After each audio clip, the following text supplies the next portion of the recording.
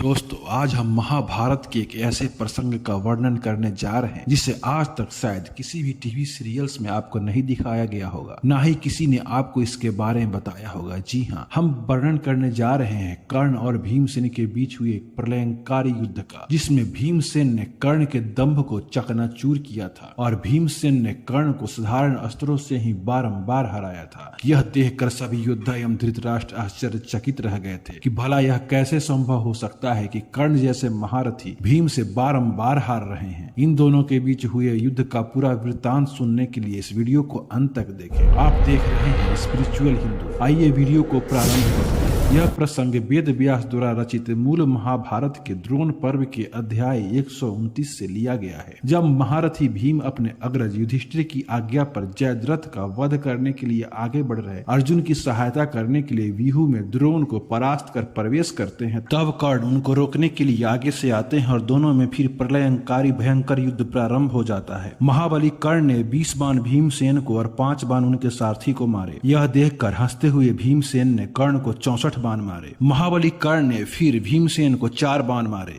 महावीर भीमसेन ने फुर्ती दिखाते हुए अपने बाणों से कर्ण के बाणों को बीच में ही काट डाला। तब महारथी कर्ण ने असंख्य बाण चलाकर भीमसेन को अदृश्य सा कर दिया। महाबली भीमसेन ने कर्ण की बाण वर्षा से बारंबार अपने आप को छिपते देखकर अत्यंत कुपित हो उठे एवं उनके धनुष को काट डाला और फिर तीव्र बाण मारे। वीर कर्ण दूसरा धनुष उठाकर उस पर डोरी चढ़ाकर फिर तीक्ष्ण बाणों से भीमसेन को पीड़ित करने लगे। कर्ण की बाणों की चोट से अत्यंत क्रुद्ध होकर भीमसेन ने उनकी छाती में बड़े विकट 3 बाण मारे। छाती में लगे 3 बाणों से वीर कर्ण बड़े ऊंचे शिखर वाले पर्वत के समान शोभायमान हुए। धातु की धाराएं बहाने वाले पहाड़ से जैसे गेरू बहती है, वैसे ही कर्ण के हृदय से रक्त बह चला। महापराक्रमी कर्ण ने इस पर भीमसेन के प्रहार से अत्यंत पीड़ित एवं विचलित होकर धनुष पर बाण चढ़ाकर उन पर हजारों बाण बरसाए। कर्ण के बाणों से पीड़ित भीमसेन ने क्रोध और गर्व के साथ छूर बाणों से कर्ण की धनुष की डोरी काटकर उनके सारथी को भल्ल बाण से मारा और रथ के घोड़ों को भी मार गिराया। बिना घोड़ों के रथ से कर्ण झटपट उतरकर वृषसेन के रथ पर चले गए। महापराक्रमी भीमसेन इस प्रकार वीर कर्ण को हराकर मेघ गर्जन के समान दारुण सिंहनाद करने लगे। भीमसेन कर्ण को छोड़कर अर्जुन के पास जाने को तत्पर हुए। यह देखकर अत्यंत क्रुद्ध होकर कर्ण ने उनका पीछा किया।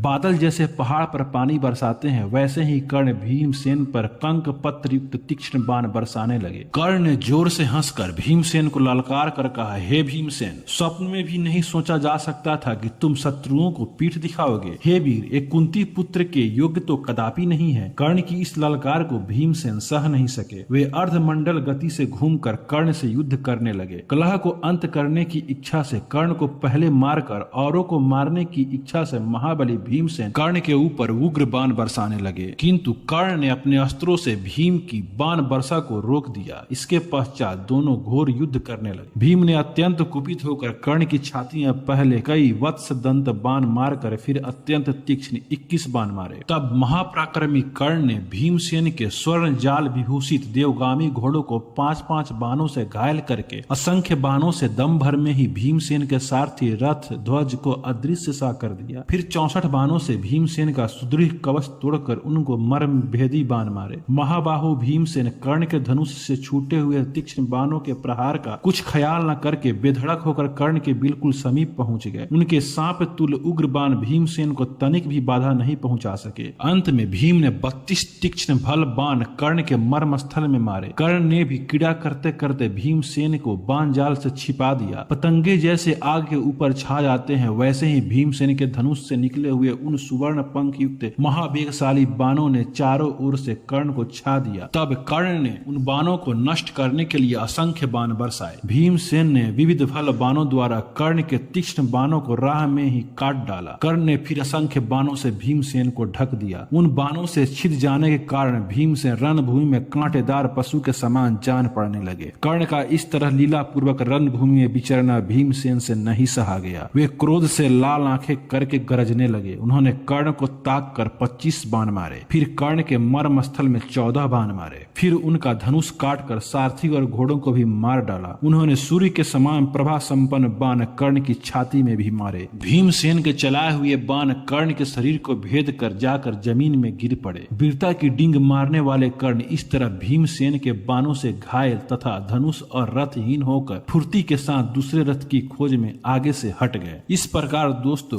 कर्ण भीमसेन से एक बार फिर परास्त हुए। इस वृत्तांत का अगला पार्ट हम अगले वीडियो में लेकर आएंगे। तब तक आप देखते रहें स्पिरिचुअल हिंदू, और अगर आप चैनल पर नए हैं तो चैनल को सब्सक्राइब करें तथा ऐसी ही कहानियां सुनने के लिए वीडियो को लाइक अवश्य